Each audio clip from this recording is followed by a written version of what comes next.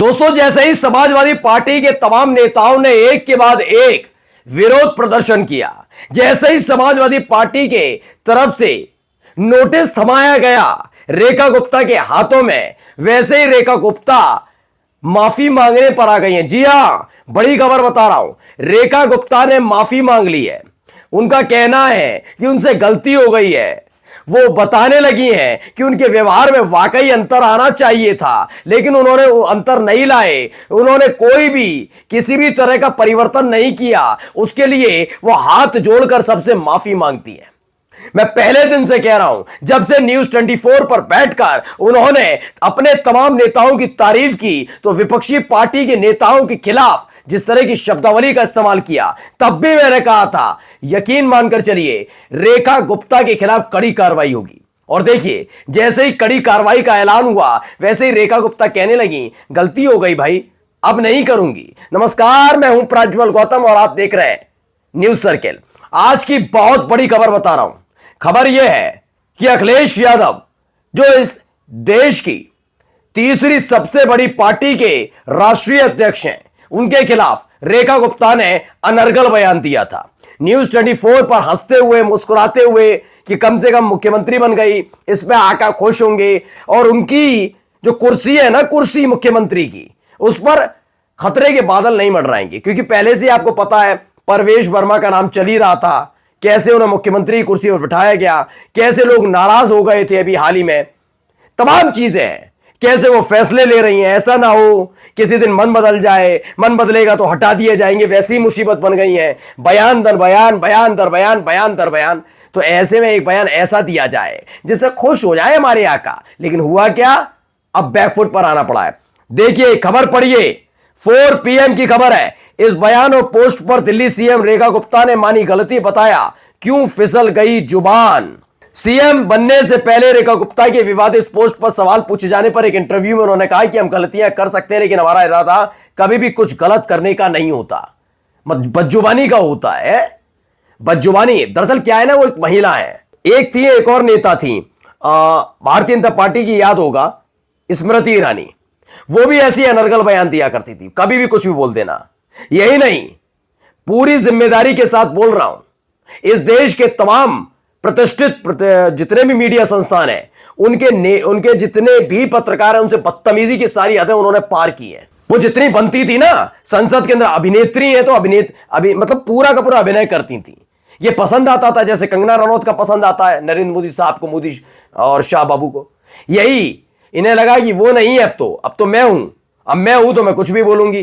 तो यही काम कर रही थी। अब ये माफी मांगने लगी, जुबान फिसल गई, गलती हो गई, माफ कर दीजिए, अब ये करना पड़ रहा। मैंने कहा ना, समाजवादी पार्टी के नेताओं ने जैसे ही सड़क पर उतरकर प्रदर्शन किया, बैकफुट पर आना पड़ेगा, माननी पड़ेगी गलती।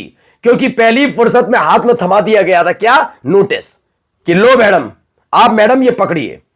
जुबान कैसे चली है गलत तरीके से, वो भी उस नेता के लिए जो पिछड़ी जाति से आता है, उस नेता के लिए जो पीडीए का नेतृत्व करता है, वो उस नेता के लिए जो इस देश के सबसे बड़े सूबे, राजनीतिक सूबे का प्रतिनिधित्व कर चुका है, उसके लिए जिसने अपने विचारों से हाईवे बनवाए, मेट्रो लाए, लैपटॉप बांटा, पढ़ाई लिखाई में अव्वल बनाया बच्चों को, उनके लिए।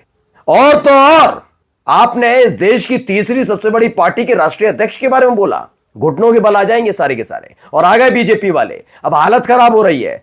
एक और खबर दिखा रहा हूं, खबर देखिए, जन भावना टाइम्स है। इन्होंने लिखा रेखा गुप्ता की क्यों फिसल जाती है जुबान, खुद किया खुलासा, अपने बयानों पर दी सफाई।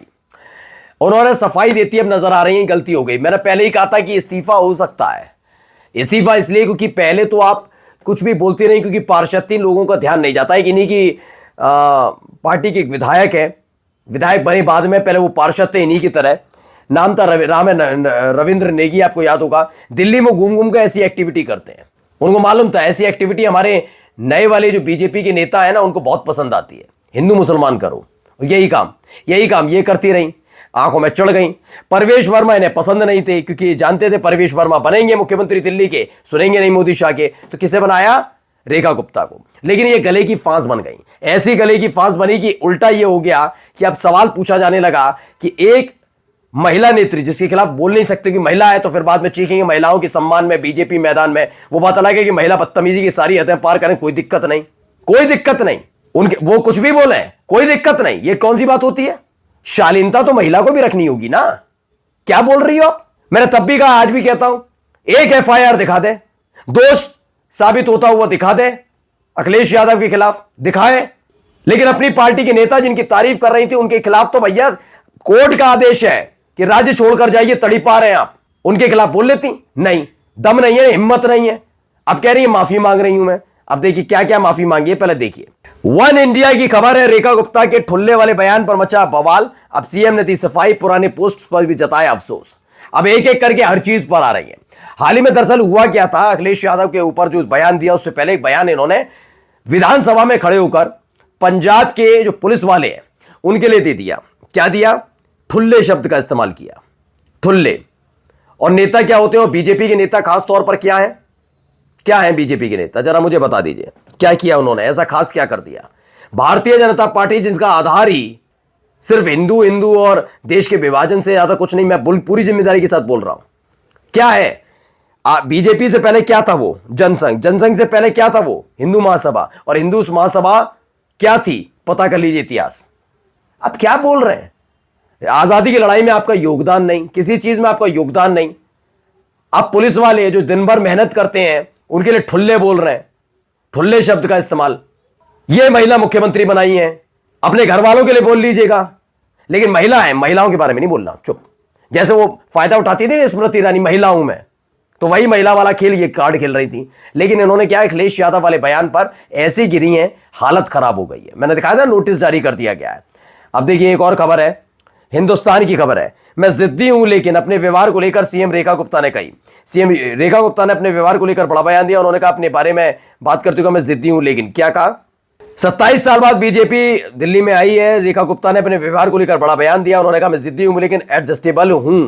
एडजस्टेबल होना पड़ेगा मैडम, कुर्सी छीन जाएगी आपकी। एहसान नहीं कर रही हो आप या आपकी पार्टी, एहसान नहीं कर रही है। क्या आप बहुत बड़ी एहसान कर दिया? आप अगर दिल्ली की मुख्यमंत्री ना होती तो क्या ना होता दिल्ली का?